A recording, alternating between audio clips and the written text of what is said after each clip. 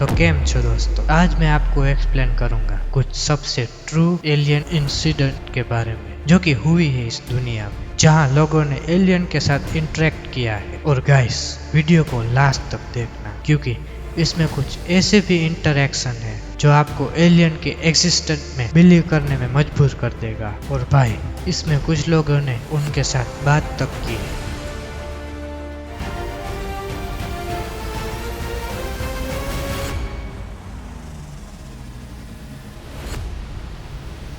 पहला है Roswell incident. जुलाई 1947। Roosevelt के एक रैंचर मैक ब्राजील ने अपने खेत में कुछ अजीबोगरीब मेटालिक डिब्रिस देखा।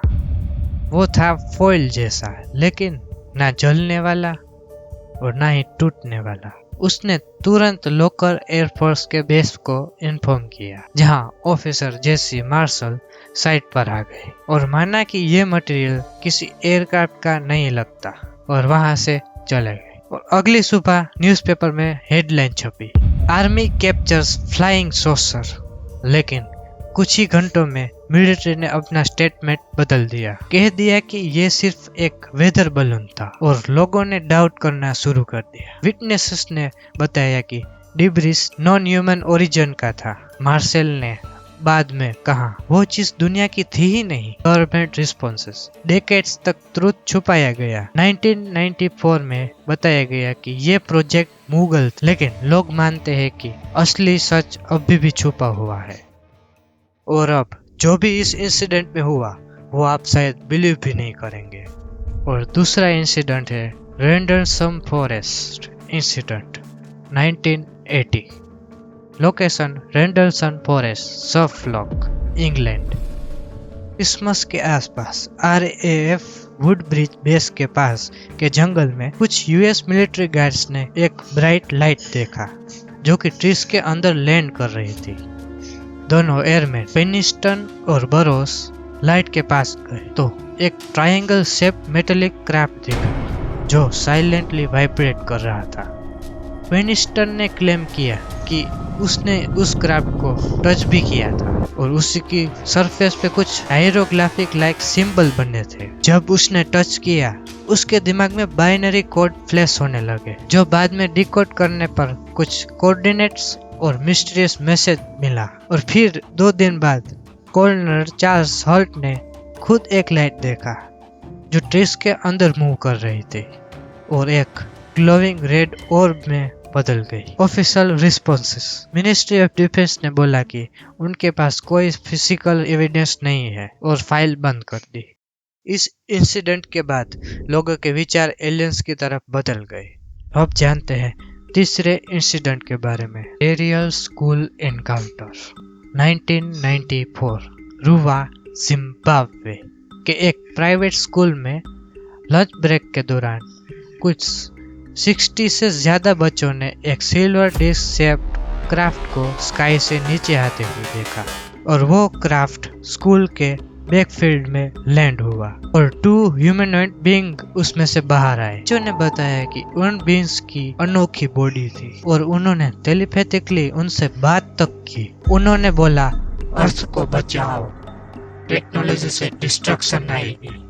विटनेसेस रिस्पॉन्स, हर बच्चा अलग अलग बैकग्राउंड से था पर उनकी स्टेटमेंट ऑलमोस्ट आइडेंटिकल थे। उन्होंने एलियन की चेहरे तक ड्रॉ किए और वो सभी एक जैसे थे। ऑफिशियल रिस्पॉन्सेस, लोकल गवर्नमेंट ने इंसिडेंट को इग्नोर किया पर इंटरनेशनल UFO रिसर्चर ने इस स्ट्रॉन्गेस्ट मास विटनेस केस माना। Tehran UFO incident, 1976। Location Tehran, Iran witnessed. Iran में लोगों ने नाइट स्काई में एक ब्राइट ऑब्जेक्ट को देखा जो स्काई में हवर कर रहा था।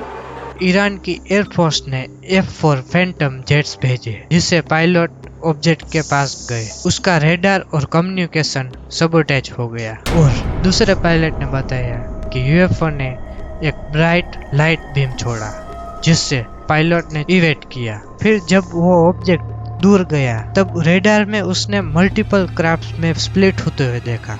US इंटेलिजेंस रिपोर्ट्स ने केस को एक्स्ट्रा ऑर्डिनरी बोला, लेकिन ईरान ने कभी ऑफिशियली एक्नॉलेज ही नहीं किया कि यह एक बाहरी दुनिया की चीज थी।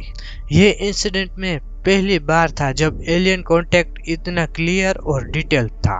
पांचवा इंसिडेंट है Phoenix light incident 1997। Location Phoenix Arizona. 13 मार्च 1997 की रात फिनिक्स के आसमान में लोगों ने एक जाइगेंटिक वी शेप्ड ऑब्जेक्ट को देखा। ये ऑब्जेक्ट बिल्कुल साइलेंट था, जो सिटी के ऊपर से स्लोली ग्लाइड कर रहा था। कुछ लोगों ने बोला कि ये एक माइल वाइड क्राफ्ट था, और फिर कुछ मिनट के बाद ये दूसरी जगह पे भी देखा गया, जहाँ ऑर्ब्स को जिगजैग पैटर्न में मूव होते हुए देखा। मल्टीपल वीडियो रिकॉर्ड्स और हंड्रेड्स ऑफ 911 कॉल्स ने लोकल ऑफिसर को हिला दिया।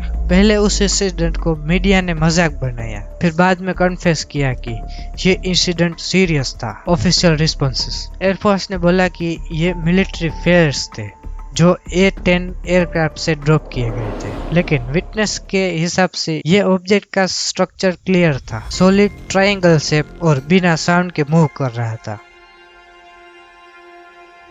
छठा इंसिडेंट है Chicago O'Hare airport UFO sighting 2006। O'Hare airport पे गेट C-70 के ऊपर यूनाइटेड एयरलाइंस के एम्प्लॉयज ने एक मेटेलिक सोर्सर शेप्ड क्राफ्ट को हवर करते हुए देखा।